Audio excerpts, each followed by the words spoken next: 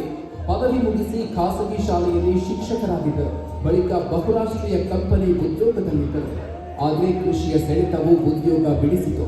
ಆದರೆ ರೈತರು ಹೆಚ್ಚು ಇಳುವರಿ ಆಸೆಯಿಂದ ಮಿತಿಮೀರಿದ ರಾಸಾಯನಿಕ ಬಳಕೆ ನೋಡಿ ಕಳವಳಗೊಂಡು ರಾಸಾಯನಿಕ ಮುಕ್ತ ಸಾವಯವ ಕೃಷಿ ಪ್ರಚಾರದಲ್ಲಿ ತೊಡಗಿಸಿಕೊಂಡ ಮಹಾದೇವಪ್ಪ ದಿದ್ದಿಗೆ ಅವರೀಗ ಸಾವಯವ ಕೃಷಿ ಕುರಿತ ಜಾಗೃತಿ ಮೂಡಿಸಲು 8 ವರ್ಷದಿಂದ 4 ಲಕ್ಷ ಕಿಲೋಮೀಟರ್ಗೂ ಹೆಚ್ಚು ಪ್ರಯಾಣಿಸಿದ್ದಾರೆ. ಸುಸ್ಥಿರ ತೋಟಗಾರಿಕೆ, ಸಮಗ್ರ ಬೆಳೆ ಪದ್ಧತಿ, ಮಣ್ಣಿನ ಉಳಿವು ಹೇಗೆ ಅನ್ನೋದನ್ನು ಉಚಿತವಾಗಿ ರೈತರಿಗೆ ಹೇಳಿಕೊಟ್ಟಿದ್ದಾರೆ.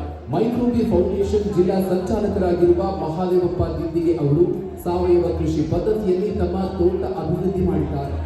ಅಡಿಕೆ, ತೆಂಗು, ವಿವಿಧ ಹಣ್ಣಿನ ಗಿಡಗಳು, ದೀರ್ಘಾವಧಿ, ಅಲ್ಪಾವಧಿ ಬೆಳೆಗಳನ್ನು ರಾಸಾಯನಿಕ ಮುಕ್ತವಾಗಿ ಬೆಳೆಯುತ್ತಿದ್ದಾರೆ.